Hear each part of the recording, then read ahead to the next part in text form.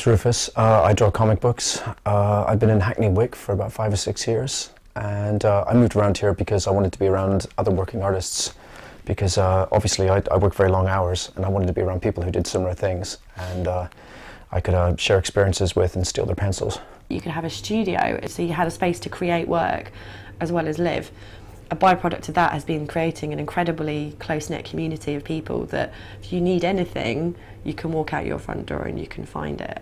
It's a very supportive environment. We're extremely lucky around here. I mean, Hackney Wick is a very unique place because unlike other parts of London where you tend to be, it's a very mixed bag of people.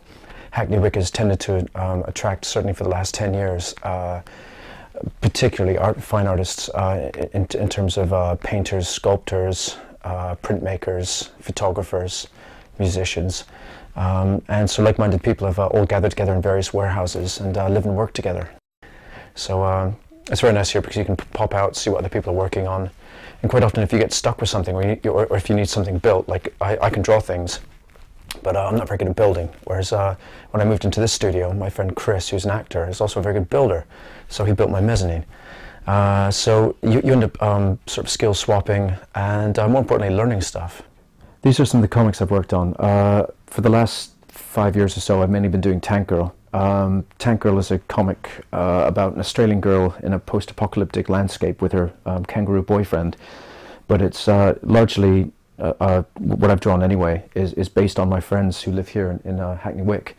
Our last series, Bad Wind Rising, is actually dedicated to our local cafe, the Counter Cafe, which is just around the corner.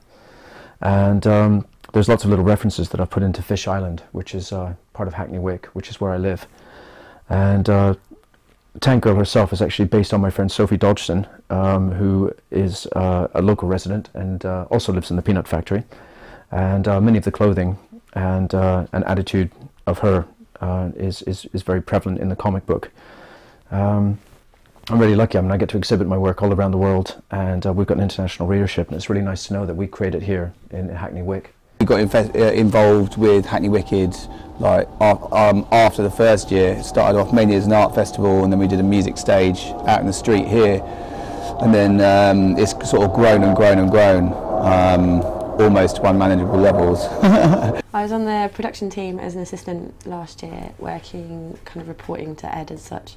He headed up the production for it last year, which was quite a lot of production for a festival that turned out to have 40,000 people there over the weekend when we were expecting about 7. The council, because of the Olympics this year, have come down on it pretty hard. They basically said no to the event going ahead. We did take some issues with that because obviously the BBC, like Radio 1, are doing a massive event at Hackney Marshes, you know, sort of like 70,000 people or something, so it's obviously going to bring a lot of people. You know, and obviously as the Olympics have a massive impact on everything going on around here at the moment. Like, we're not allowed to have Hackney Wicked, basically, in the same way we can't have a gathering of that number of people on the streets at any one time. It's a security threat for the Olympics. We don't want to just not have a festival at all just because we've been told we're not allowed one.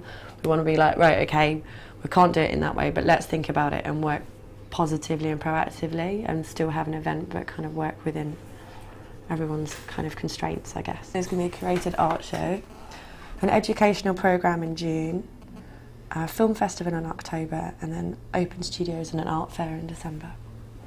Trying to celebrate the local area and make it, what was our, oh, I put a bit in a box. Helping artists to be sustainable and enabling local people to afford to buy art from their area. It's definitely been very badly affected by gentrification, of course, because we're right next to the Olympics, so we're now in the spotlight. In fact, in the last 2 or 3 months alone, 4 of my neighbours have left. One group in particular, a bunch of French guys who were furniture designers who were incredibly talented, and they had a wonderful workshop.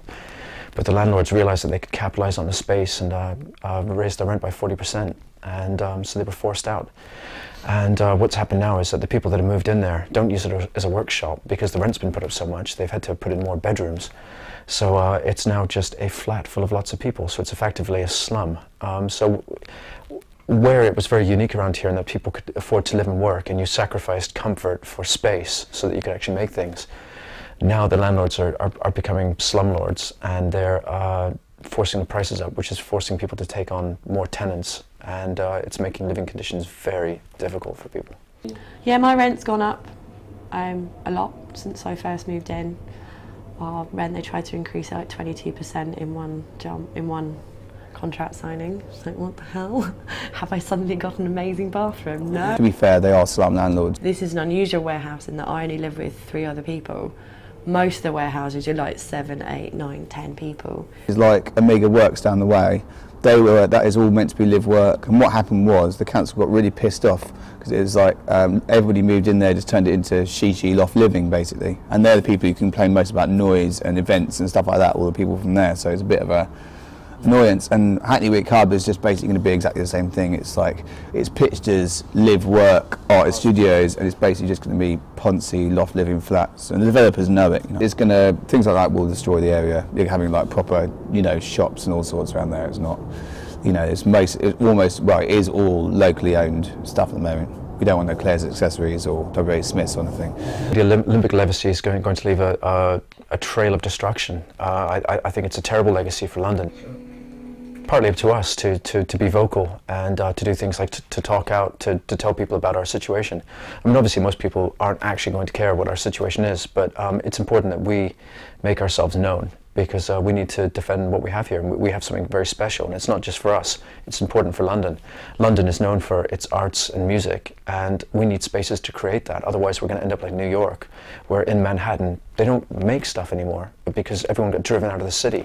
You go to Manhattan now and it's a dead city. It's full of Gucci handbags and dickheads, and I don't want London to be like that. You know, we still have a very special place here, full of artists and musicians who make stuff. People come to London for a reason, and they come here because not to dream, they come here to do stuff. And we want it to be a place of doing. And I don't want corporations with their Olympics committees coming in here and crushing other people's ideas and ability to do things.